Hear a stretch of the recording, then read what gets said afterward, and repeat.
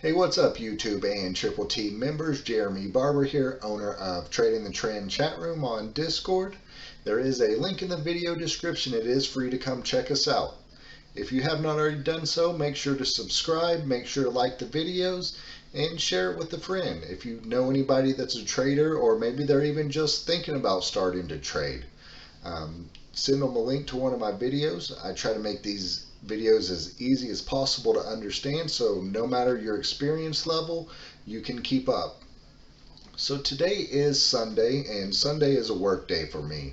It's a day that I put together a watch list. It allows me to go through those watch lists and chart them, have support and resistances already mapped out. I can see any upcoming catalysts, maybe earnings. I can have all that prepared, so whenever the week comes and things are flying and everything's hectic, I already have game plans set out, and if any of these plays set up, I can just jump on them without even really thinking. It's just second nature. They're already ready to go. So I put out a watch list last week. Here are the results from those plays.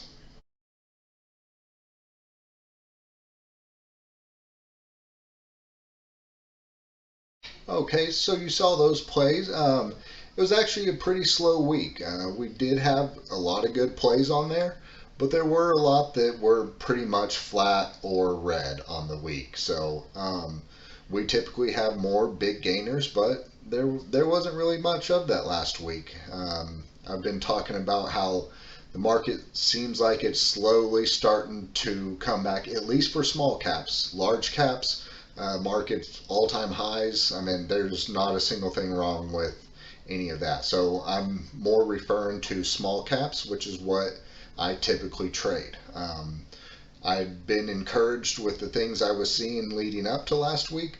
Last week we kind of took a step back. The volume was a lot lower. There was basically no volume after about 10:30 in the morning up until even really to the end of close. You really didn't get that power hour rush like you normally would. So it was a little bit of a slower week even than we've been seeing over the last couple months.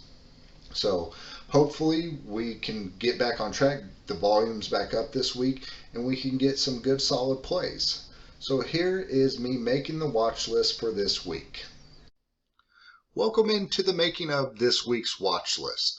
On Friday, there weren't any of our typical end of day plays, but I did tell everybody that my main watch was going to be all Bitcoin related tickers. There is a list that I put out in our chat room, and you will see that in the text format at the end of this YouTube video. There's a list of about 10 tickers that are all Bitcoin related. They are going to be on watch for the week. They're not really chart related.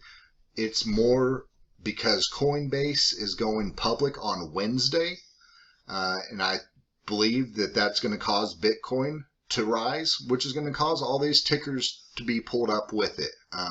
Some of those plays are going to be more risky than others, but any Bitcoin related ticker I think is going to have a good week this week.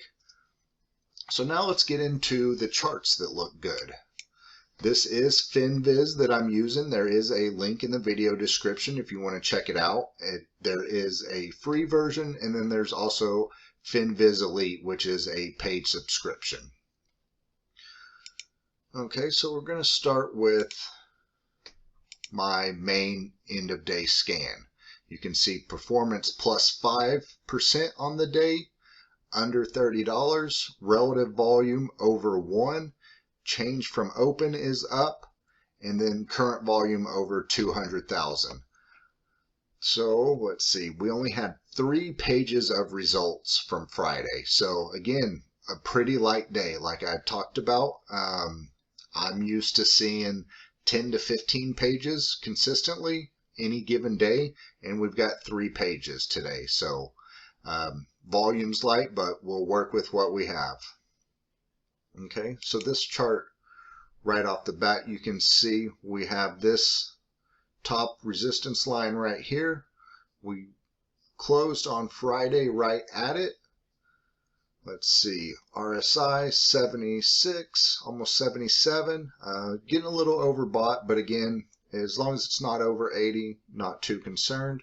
MACD looks good, trending up above the 0 line. Stochastics, both lines trending up, looks good there.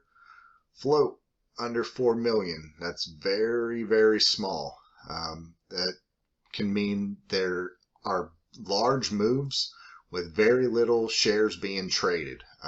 Let's see. Average volume is 2.5 million, so that is a good sign. It's a very liquid stock. Let's see. Yeah, and actually, if you look, so this day right here, March 26th, had 43 million shares traded. So that's what's going to skew our average volume with that number of shares being traded. But you can see, seems most days are over. The lowest I saw scanning through there was about 500,000, and that's anything above 500,000 is good. So this is a play that's definitely going to go on the watch list. I'd really like to see it break over this $10, the psychological resistance.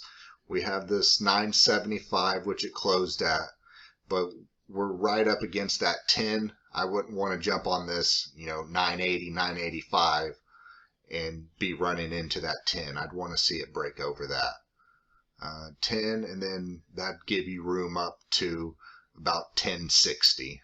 So pretty nice profit right there, about 6% before it'd be running into the next resistance. This chart looks to be near support down here.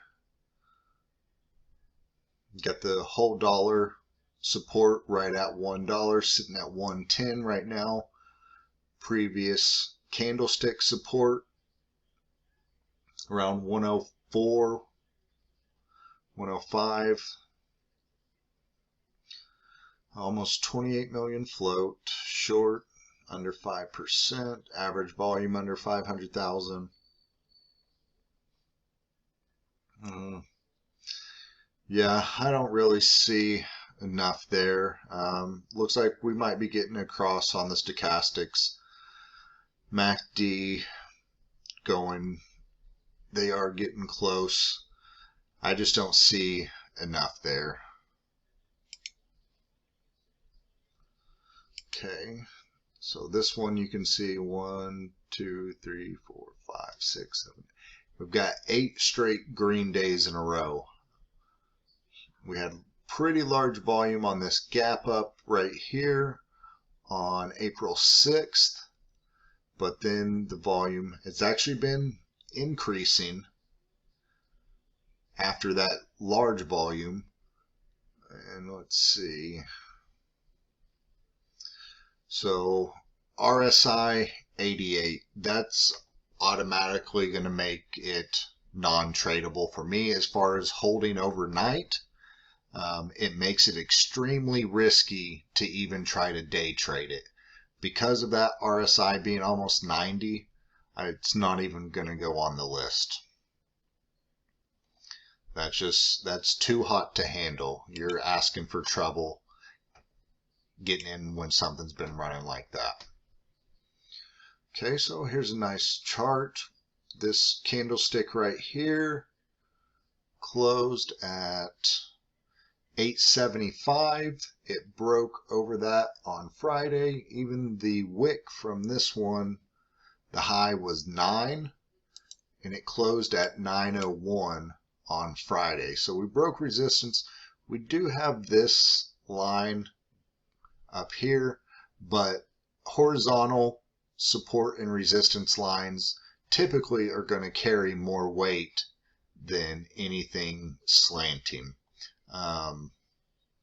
This is definitely one. RSI is healthy. MACD just crossed back again, still above the 50 line. Stochastics getting up there, but still trending up. Everything looks good. 13 million float, less than 5% short, over 500,000 average. this is definitely one I will be watching.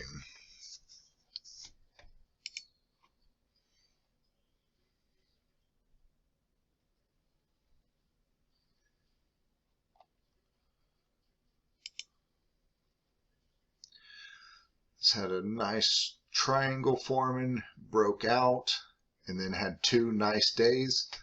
This would be a day trade ticker most likely. Don't see myself holding a chart like this overnight. 75 on the RSI, MACD good, stochastics look good. Very tiny float, very risky play, a play out of China. They're going to be riskier than most. Average volume only 73,000. That's going to take it off my list. COMM, previous candlestick high 1708 right there, closed at 1750, broke above this channel. 194 million float, that's huge. Typically not something I would trade. Let's see, indicators all look good. Go ahead and put it on the list. Chart looks good. Again, not something that I would normally trade, but doesn't mean I won't.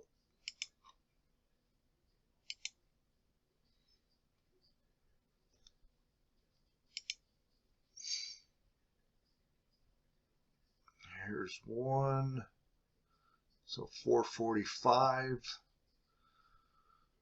Had 2 nice green days back to back, but it's sitting right kind of in the middle of this channel. And, you know, it's a 50-50 risk. Is it going to drop back to 315 or is it going to hit 5? You know, at this point, 430, we're closer to resistance than we are support.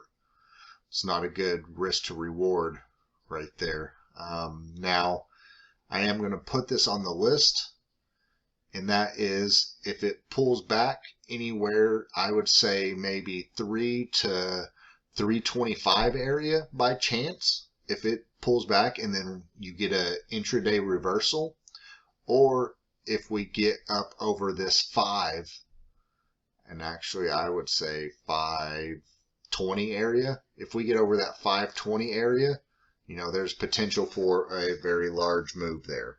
But as it sits right now, you know, I wouldn't be entering right here. 12 million float, not much short, average volume 3.8. Did over 10 million on Friday.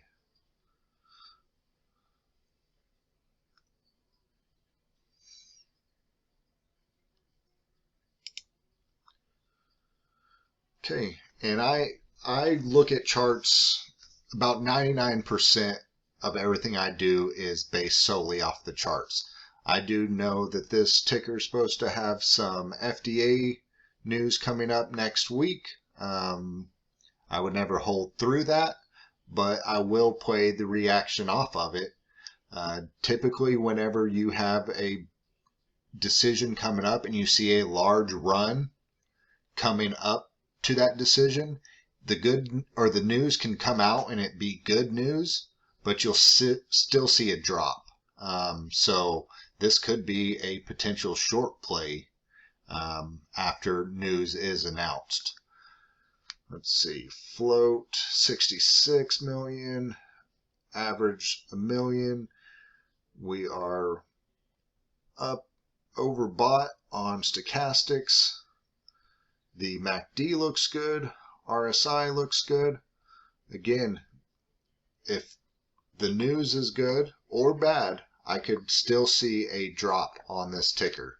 And that is simply this move right here was pricing in any good news that could come out. So I'm going to put this on the list, and this will be more of a a case study so you can kind of see the buy the rumor, sell the news play out firsthand. I honestly don't think this one's going to go up too much, but we'll see. It doesn't always play out that way. You could have good news come out and it skyrockets, but I would say a majority of the time it's not going to. Or you might get that initial pop. It might last anywhere between 5 minutes and half a day, but then it just sells back off and is way red.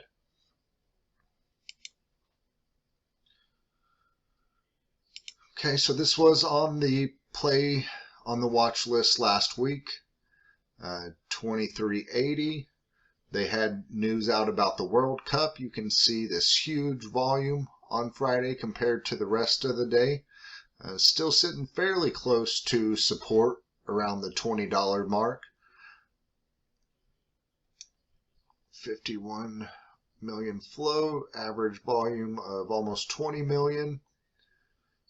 Sitting this close to support. I'm going to go ahead and put it on the list again this week. The reason I found this one last week was the high short percentage. Short float, 35%. That's huge. So, and I'm sure even that pop on Friday, you had a lot more shorts pile in trying to short this back down.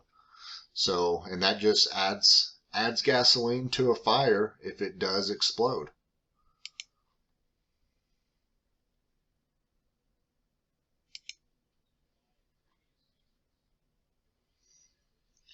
RSI up 82. Stochastics look like they're about to cross to the downside, overbought as well. Yeah, I don't think anything will come of that.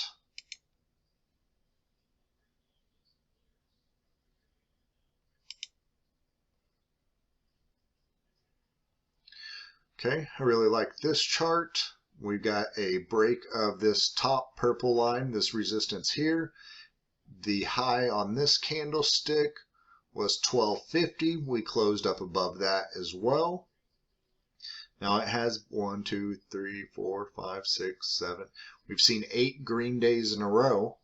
So that is a little concerning, but the RSI is still comfortable.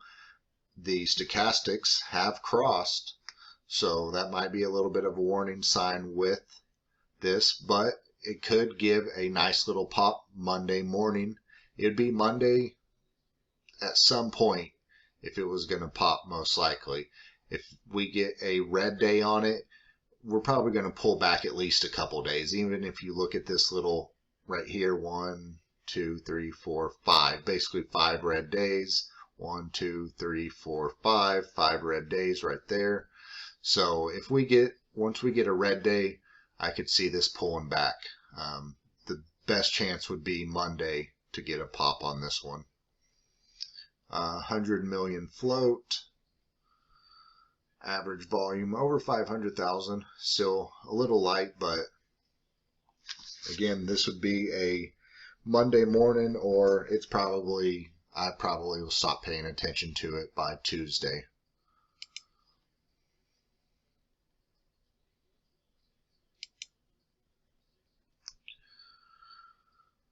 This is part of, well, this actually dropped a little bit before all of the other ones, the IQ, the GSX, the VIAC, that had those massive drops because of the margin call and huge positions were liquidated. This was a little bit before that, but still hasn't quite recovered, but still don't think it's quite there.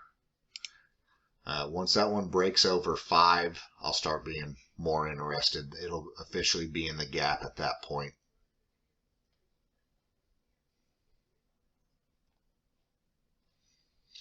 Okay, so that was all of the potential momentum breakout tickers. Again, not very much, not much volume from Friday, so it's only 3 pages. Okay, the next thing I want to look at is tickers that were down 10% on the week, but then on Friday their change from open was up, meaning it had a green candlestick on Friday. So we have 4 pages of results. That's perfect. Okay, so we've got this play. You can see sitting right on this support as well as the whole dollar support. The indicators, again, we're looking at tickers that are down 10%. So these indicators, most of them are going to be in pretty bad shape because they're down. We are looking for a reversal though. Float 38 million, about 10% short, so it's decent. Average volume just under 900,000. This is definitely something that I'm going to put on the list with it sitting right on support, being down 10% on the week, and then given a green candlestick right there. We could be looking at this reversing. At minimum, at least back up to, if it moves from 1240 area back up to 14, that's a pretty large move.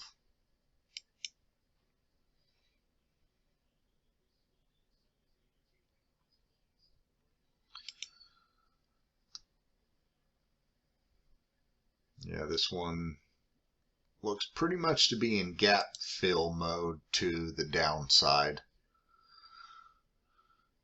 Not interested in that.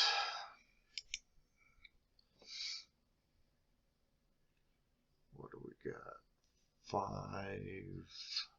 About 550 area. It's sitting at 590.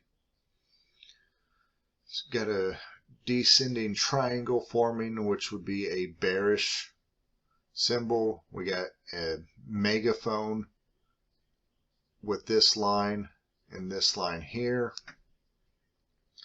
I just don't see much. Indicators look pretty bad, but we're not in RSIs and oversold or anything like that. It's just in consolidation right now. If this thing gets around 550, I'd be interested in it for sure, but I don't know that it's going to get there. Right now it's just in no man's land.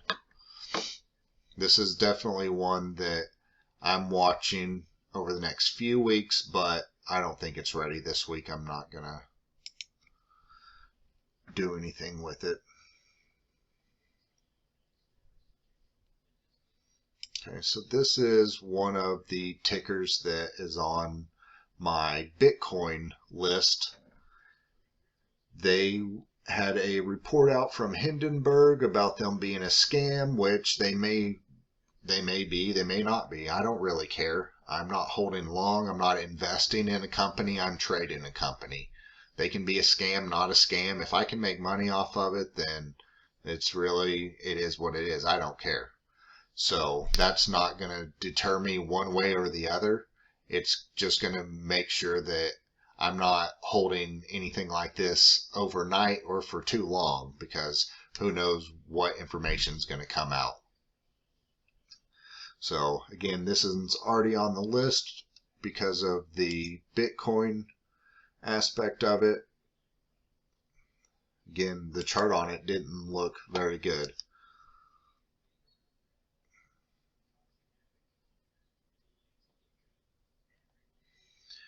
Yeah, there's just not many charts out there that are really looking good right now. Not much I see. Here's one, but again, descending triangle. It's a bearish setup. Here's one where we broke down below this support. I don't like that either.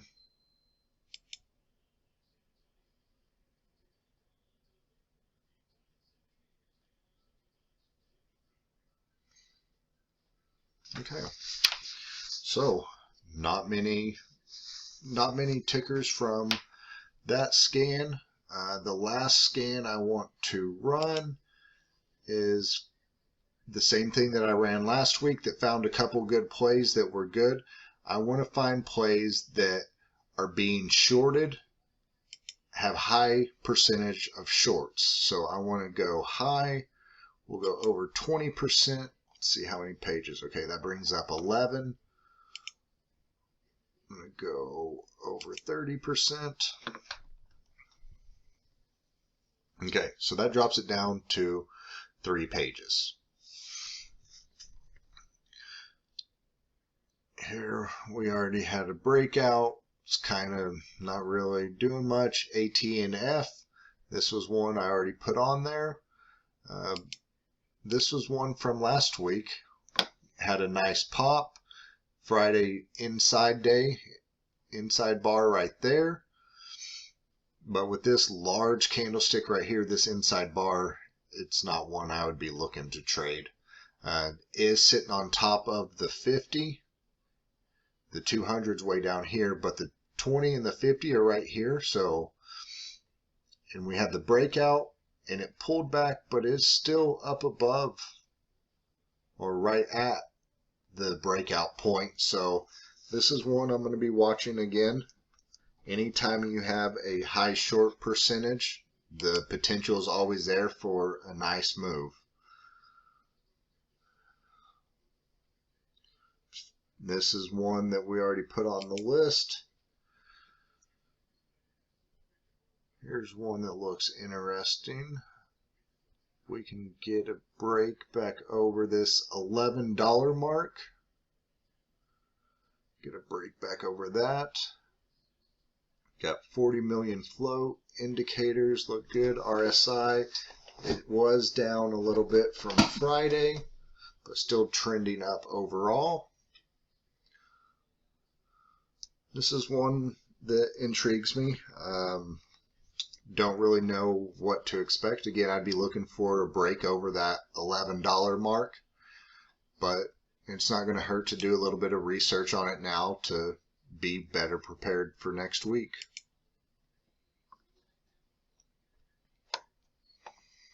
There's GSX, that thing people have been trying to say this was going to bounce, it was going to bounce. Haven't really seen a bounce yet. It's still falling. I know, I think 2 weeks ago, I had it on the watch list, but it's just not showing any sign of, I mean, if anything, it's just consolidating, but there's no sign of it actually, making a move to the upside.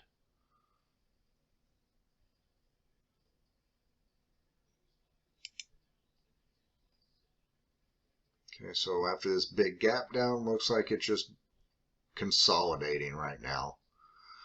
Not much, consolidation could move big either way.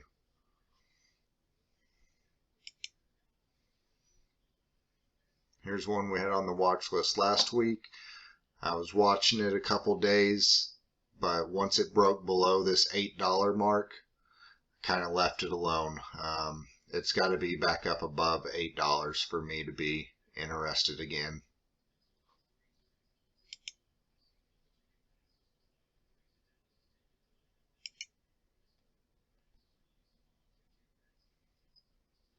Yeah. So that's it. I've only got 10 tickers from the scans. These will all be posted in text format at the end of the video. These 10 along with the other Bitcoin tickers. So these plays go out. Again, they may be day trades, they may be swing trades, they may turn into nothing at all. Put these out so you can get some work done on the weekend, be better prepared once the trading week starts. Okay, so there you have it. There is the watch list for this week. It's not very many tickers. Like I said, most of them are going to be Bitcoin related. I do have the complete list at the end of this video in text format. You can see all of them, but there's not many because the markets, there's not much volume and there's just not many plays that are setting up right now. And some weeks are going to be like that. And not trading, holding cash is a way to protect yourself. That's the #1 thing in trading, is not losing money. Well, I hope you enjoyed the lesson. I hope you can find some plays that make you some money off of the list. Thanks for joining. Good luck and stay green.